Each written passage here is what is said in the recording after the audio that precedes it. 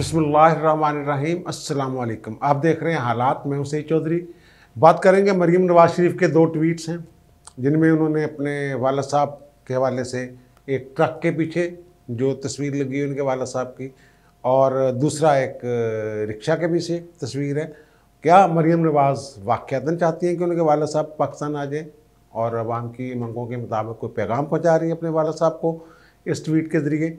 इस पर बात करेंगे। और फिर हुकूमत जो है वो तहवील मुजरमान या मुजरमान की वापसी का मुआहदा करने जा रही है बरतानिया के साथ। क्या ये बेल मुंडे चढ़ेगी? और अगर ये मुआहदा हो जाता है तो क्या इस माहदे की रोशनी में नवाज शरीफ को वापस लाया जा सकेगा? बरतानिया ने क्या शराइत रखी हैं, इस हवाले से बात करेंगे। और फिर जनूबी पंजाब सूबे की बात एक मरतबा फिर जनाब ऐवान में गूंजती रही, सेनेट में। और लेकिन इससे पहले हमारे वज़ीर-ए-आज़म जो हैं रियासत मदीना का इतना ज़िक्र करते हैं, उनके मज़मून जो हैं, उनका मज़मून जो है वो मुख्तलिफ़ अख़बारात में शाया हुआ है। जंग ने उसको ख़बर की शक्ल में छाप दिया है और द न्यूज़ ने भी वो मज़मून छापा है। वो मज़मून पढ़ के ये लगता है कि जनाब खान साहब जो बहुत हैं वो बड़ी आला पाए की जो उर्दू ज़बान है उसको समझते हैं, लिखते हैं। कमाल कर दिया उन्होंने।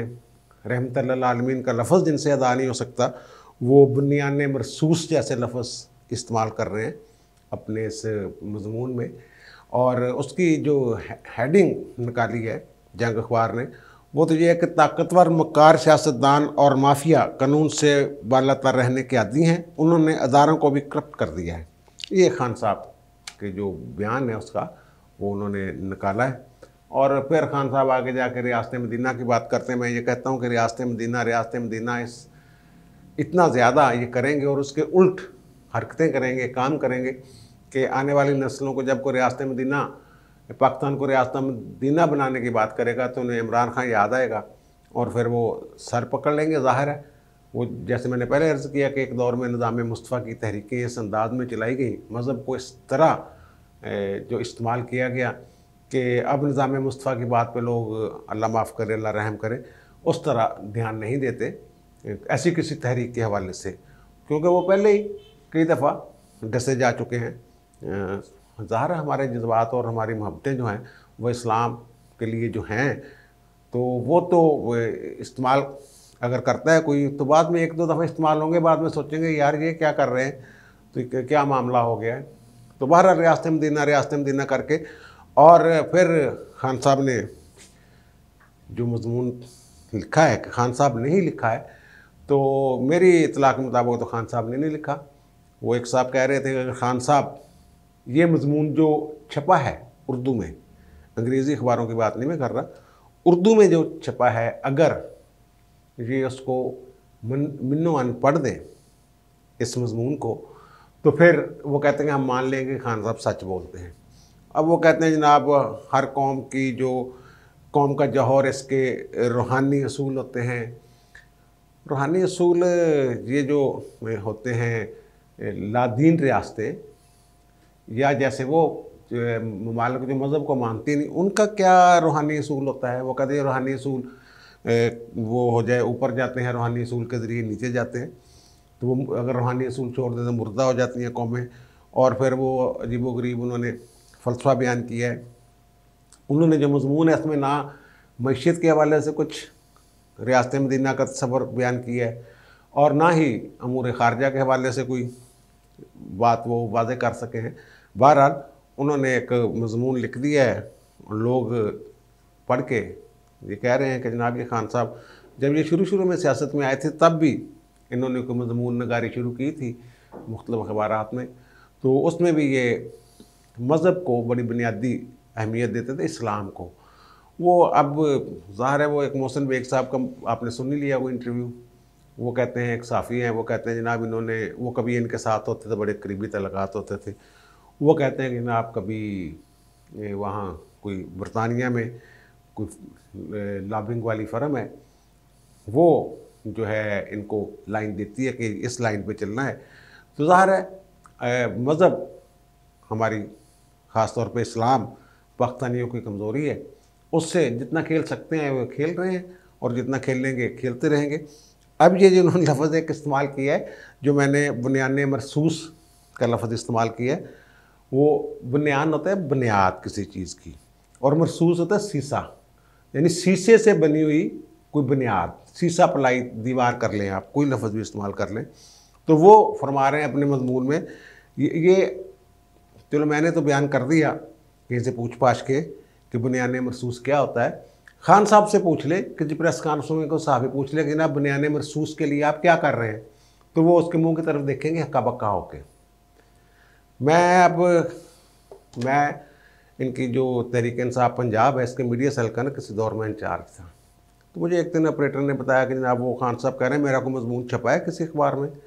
इससे आप अंदाज़ा लगा लें कि उस वक्त भी खान साहब जो मजमून वगैरह लिखते थे वो ख़ुद कितना लिखते थे और कौन बेचता था, कहाँ से आते थे, ये बहुत सारी चीज़ें हैं, वो मेरा ख्याल मुझे नहीं बयान करनी चाहिए। बहरहाल ये खान साहब का अपना लिखा हुआ मजमून नहीं है। वो कहते हैं जनाब के इस ग्रोह में मुसलमानों के साथ मसीही, यहूदी और साबाइन भी शामिल थे, सभी लोग जो रियासत मदीना में समाजी सतह पर बुनियान महसूस बन गए। ये खान साहब फरमा रहे हैं।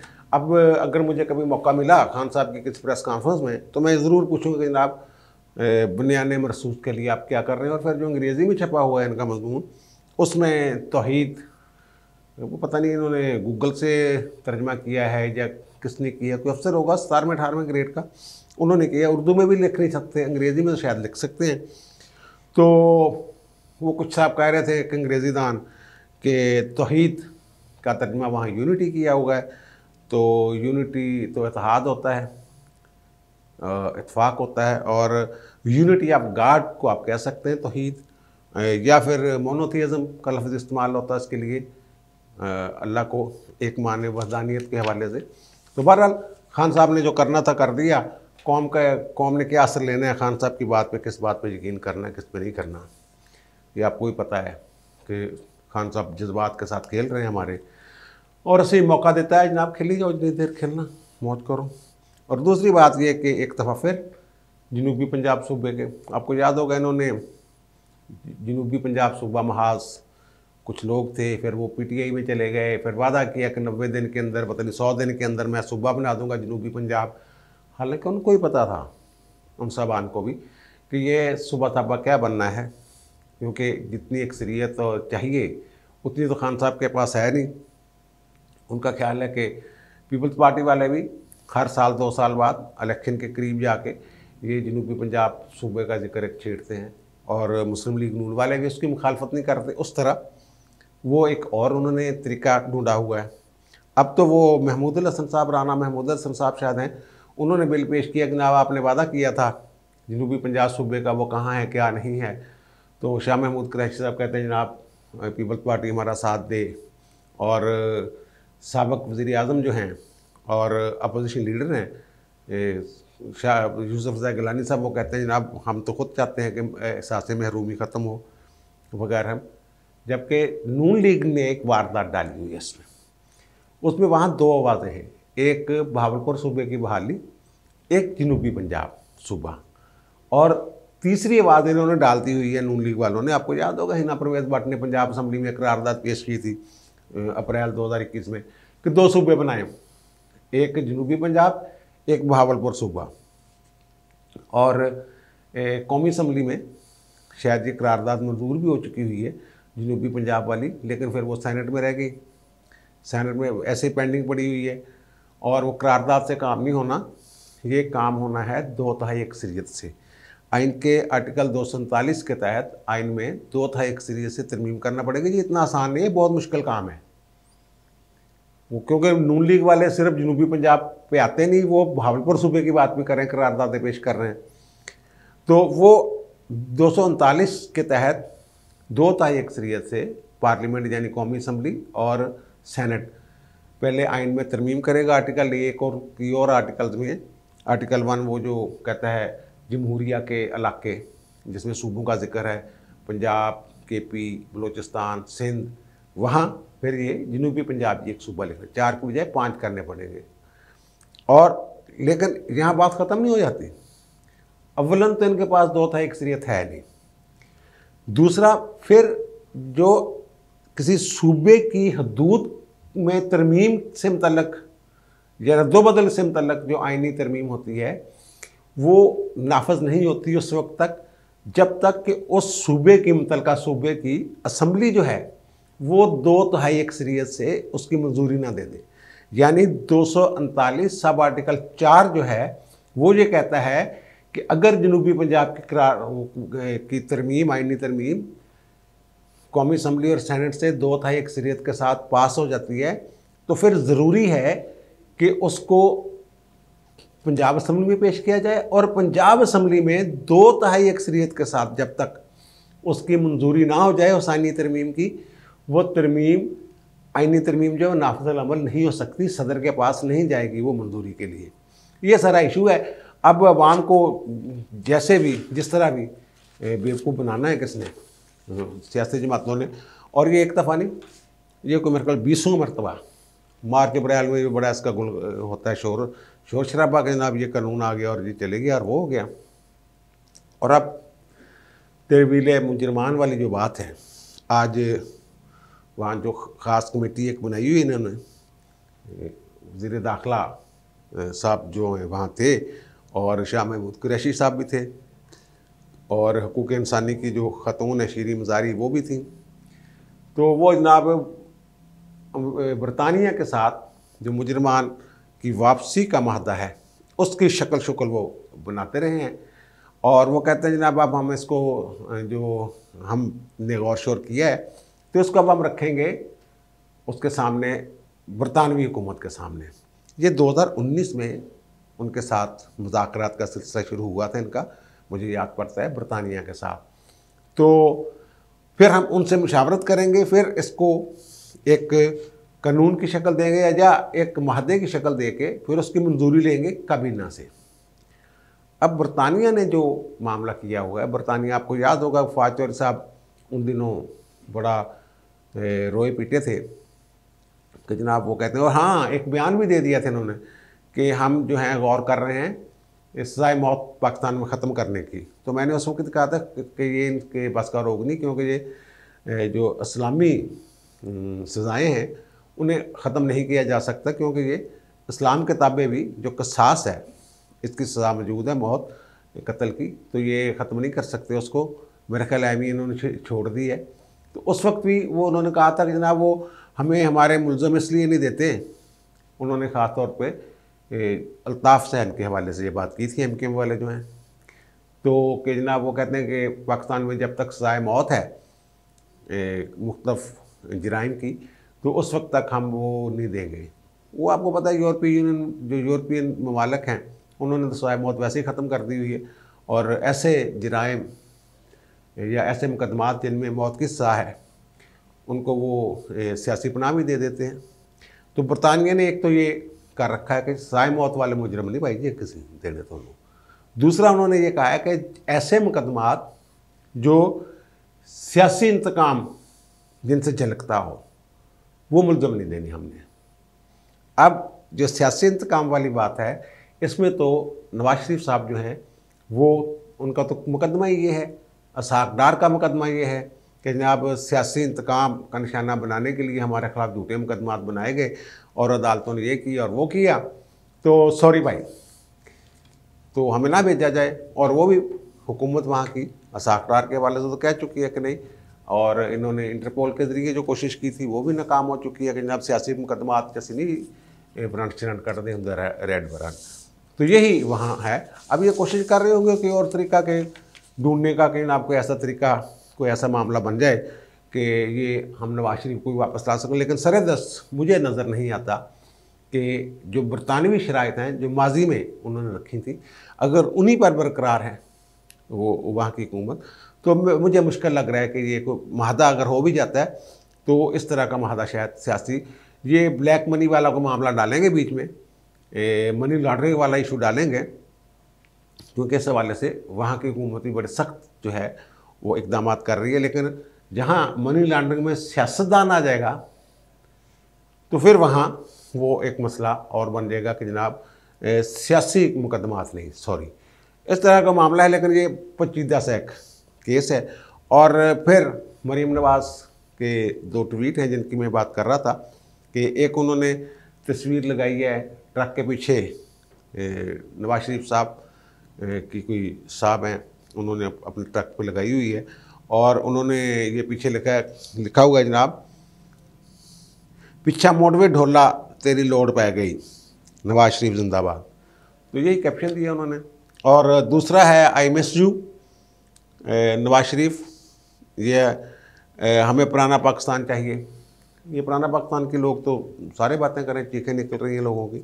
तो मिस यू वाली बात तो ठीक है, चलो सारे लोग मिस कर रहे हैं जो उनके चाहने वाले हैं या जो तंग हैं मौजूदा हुकूमत से या मौजूदा हुकूमत के इक़दामात से। लेकिन जो दूसरा ट्वीट किया है मरीम नवाज़ ने, पिछा मोड़वे ढोला तेरी लोड़ पै गई, ये अगर तो मरीम खुद कह रही हैं कि वापस आएँ, इसके 2 ही मतलब निकलते हैं ना। एक तो ये कि उन्होंने खुशी का इज़हार किया कि लोग उनकी ज़रूरत महसूस कर रहे हैं। दूसरा इससे मतलब ये निकलता है कि वो अपने वाला साहब को कह रही हैं कि पीछा मोड़ में डोला तेरी लोड़ पै गई, यानी वापस आओ, आपकी ज़रूरत पड़ गई है इस कौम को। तो फिर तो फैसला आप लोगों ने करना है, नून लीग ने करना है कि ना बीमारी की हालत में भी उन्हें वापस लाना है, जेल डालना है, जेल में क्या होना है उनके साथ, कोई राहत मिलती है नहीं मिलती, डील है ढील है। ये आप ट्वीट के ज़रिए तो लोगों के जज्बात उभार रही हैं, लेकिन फ़ैसला जो है वो आप नहीं करना है, मरीम ने करना है, उनके वाला साहब ने करना है। और दूसरी बात, उनकी वापसी के हवाले से बहुत सारी बातें चल रही हैं, जनाब को डील हो रही है, कोई डील मिल रही है, कोई ये हो रहा है वो हो रहा है। वो मुझे तो ये लगता है, मैं इस नतीजे पर पहुंचा हूं कि शायद वो बस अंगेज किया हो इनको और वो या सारे ना इधर उधर वो मुंडा दे जा रहे हैं, ठीक है ना, तुसी भी ठीक हो, तुसी भी ठीक हो, खान साहब तुसी भी ठीक हो, सब ठीक है, करते वो अपनी मर्जी है। अब बहुत सारे लोगों का ख्याल है, एक साहब कह रहे थे कि जनाब अवामी प्रेशर वो बर्दाश्त नहीं करते होते, अवाम का जो प्रेशर होता है वो भी बड़ी ताकत होती है। अवाम का प्रेशर तब होता है जब अवाम अपनी ताकत या अपना प्रेशर ज़ाहिर करें। सिर्फ ट्विटर पे बैठ के या सोशल मीडिया पे या वीलॉग करके उनको अंडर प्रेशर कैसे कर सकते हैं आप, जब तक लोग सड़कों पर नहीं निकलेंगे। जब ये मुझे क्यों निकाला कहते हुए आए थे जीटी रोड पे, उस वक्त एक मूव बन सकती थी उनके खिलाफ कि उसी वक्त जो वागा वतनान मोड़ी, उस वक्त इस्लामाबाद की तरफ निकलना चाहिए था। बहरहाल उनकी कुछ अपनी मजबूरियाँ होती हैं। अब कुछ लोग तो ये कह रहे हैं कि मरीम नवाज़ जो हैं, जिनमें वो तोता हैं, जिनमें नवाज शरीफ की जान है, उनको जानबूझकर पाकिस्तान में रखा गया है ज़मानत के तौर पर, जैसे हमज़ा को रखा गया था जब ये जिला वतन हुए थे सऊदी अरब। तो उनको ज़ाहिर है मरीम को तकलीफ़ होती है, तो फिर उनको भी तकलीफ़ होती है नवाज शरीफ को। वो इसलिए कि मरीम पाकिस्तान में रहेंगी तो नवाज शरीफ ज़्यादा परपुर्जे नहीं निकाल सकेंगे, या तो इनकलाबी हो के तख्त या तख्ता करके फ़ैसला करके आ जाए ना, मामले को जो भी करना हो वो करें। असल में ये तो है ना ताकत वाली बात और ये वो बात। मुझे तो किसी और साहब ने कुछ और बात भी बताई है कि ये जो इनको नवाज शरीफ वगैरह को, पीपल्स पार्टी को, ये जो 2 जमातें हैं, बड़ी जमातें, इनको दीवार के साथ लगाने का जो खेल है ये इफ्तिखार मोहम्मद चौधरी साहब के दौर से शुरू है। वो क्यों ये करना चाहते थे, उन्होंने क्या प्लान किया हुआ था, फौज क्या किस्सा उनके साथ था, अंदर खाते हैं। बहरहाल इस पर मैं तफसील के साथ कल बात करूँगा कि इफ्तिखार मोहम्मद चौधरी साहब क्या गेम डाल रहे थे। बार बार वो मुशर्रफ का जो आर्टिकल 6 के तहत कार्रवाई वगैरह ये वो सारी चीज़ें, लेकिन ये वो बात कि प्रेशर वाली बात वो ये कहते हैं जिनको एस्टेब्लिशमेंट वाले, उनके बारे में ये ख्याल किया जाता है कि वो कहते हैं कि जनाब असी ना आवाम की ताकत नाल आने ते ना आवाम की ताकत के नाल हुकूमत करते हैं। ये बात इसका वो एक एन शाहत मैं कह सकता हूँ। लियाकत बलोच साहब जो जमात इस्लामी के हैं, उनसे कभी मुलाकात हो तो पूछिएगा कि जब गुलाम रसा खान नवाज शरीफ की हुकूमत को घर भेजना चाह रहे थे, तो तब उन्होंने कुछ सियासतदानों से मुलाकातें की थी। काजी सैनन साहब के साथ भी मुलाकात के लिए उनका कोई राब्ता हुआ था, लेकिन काजी साहब शायद कहीं नहीं थे यहाँ पे, तो उन्होंने लियाकत बलोच साहब को भेजा था। तो उन्होंने ये कहा था जनाब मैं इन घर भेजन लगा, गुलाम असा खान साहब ने कहा था। तो लियाकत बलोच ने उन्हें कहा जनाब उनके पास बड़ी असम्बली में बड़ी वाज़े और बड़ी अक्सरियत है उनके साथ, और अवाम पाकिस्तान के उनके साथ हैं, एक बड़ी अवामी ताकत उनके पीछे है, तो आप ये करेंगे तो यहाँ तो बहुत बड़ी गड़बड़ हो जाएगी। तो शाह खान साहब ने वहाँ एक तारीख़ी जुमला कहा जो हमारी पूरी 70 साल सियासत जो है उसकी अक्कासी करता है वो फ़िक्रा। उन्होंने कहा था जनाब अवाम जिसके साथ भी हों, जब ताकतवर जो हैं वो हटाते हैं किसी ताकतवर को, तो फिर अवाम जो है वो उनकी ना उनको परवाह होती है, ना ही अवाम उस शख्स के लिए जिसको इक़्तिदार से हटाया जाता है के लिए सड़कों पे आती है। हम यहाँ अवाम को मैनेज कर लेंगे, ये उन्होंने कहा था। लियाकत बलोच साहब को अगर याद हो तो वो अगर कोई साहबी पूछ लें उनसे कभी तो ये पता चल जाएगा। बहरहाल अभी तक तो यही सूरत हाल है कि जनाब इधर भी अस्सलाम वालेकुम तो इधर भी वालेकुम अस्सलाम, ऐसे मामला चल रहे हैं। और अवाम दा सर दस्त उन्होंने उन्नी देर तक कोई भार नहीं हैगा जिन्नी देर तक अवाम अपनी ताकत खुद नहीं दिखाती।